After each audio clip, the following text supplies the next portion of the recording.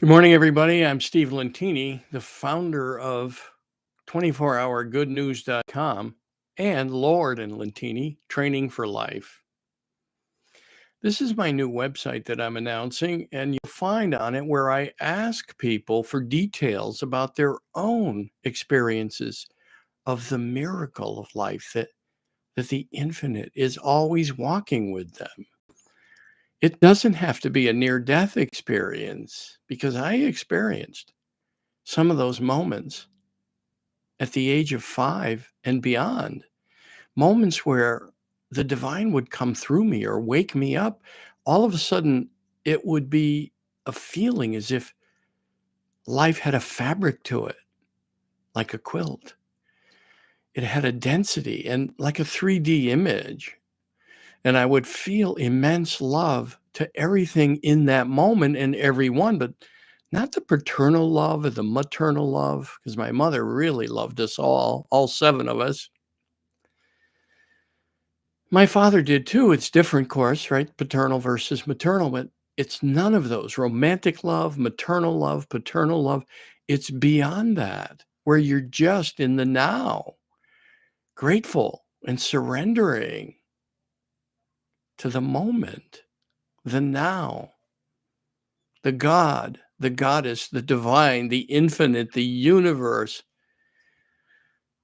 the quantum field, as Joe Dispenza calls it, the Abraham, the Christ, the Muhammad, the Brahma, the Buddha, the Krishna, the goddess, whatever you call the divine. And maybe you're an atheist. I don't think anyone's excluded, not based on my experience, that we're all walking through this divine thing called life, living in the midst of a miracle that we don't understand, called a universe. And we call it a universe to give it dimension, but it's limitless, right? Our brains can't even comprehend that. And physicists, I call this the acorn brain. Physicists are now saying there could even be limitless universe on top of limitless universes. Fathom that. And so what I'm inviting you to do is you can pre-order the book, 24-Hour Good News, The Infinite Walks With You. And there's still time to share your stories, and I'll add them to the book, and I'll be adding stories to the website of people sharing when they felt that fabric of life, that divine love coming through them, that total embrace of the moment with gratitude and surrender. And the gratitude and surrender for me didn't occur until November 18th, 2002, when my near-death experience just came. 1 second I was fine, and the next second I needed an ambulance. I can tell you, I felt gratitude waiting for the ambulance.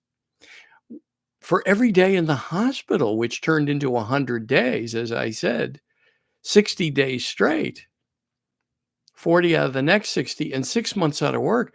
But the fabric of life was just amazing in that experience. And I had been studying the power of gratitude.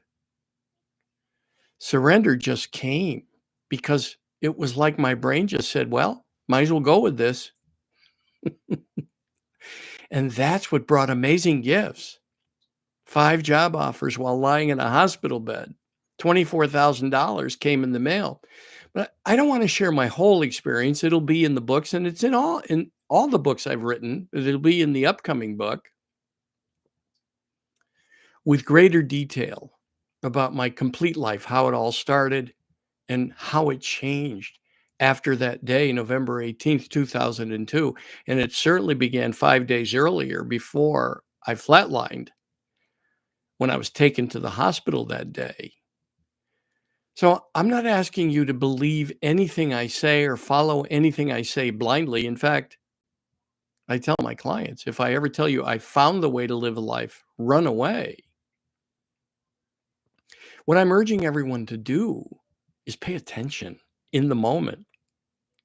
Bring a full awareness and surrender to what shows up, especially when it's chaotic or dark or painful, because that's God knocking on your door. That's the infinite urging you to find the lesson, the gift, how you can learn and grow in that moment, because it's like what happened to me on November 13th. One second I was fine conducting a class. The next second, I felt like I had been shot or stabbed in the abdomen and I needed an ambulance. And I was grateful while I was waiting for the ambulance, when the EMTs arrived, in the emergency room, and for the whole stay. Now, there were moments where the egoic brain came back, the acorn brain, asking those questions like, who's going to pay the rent?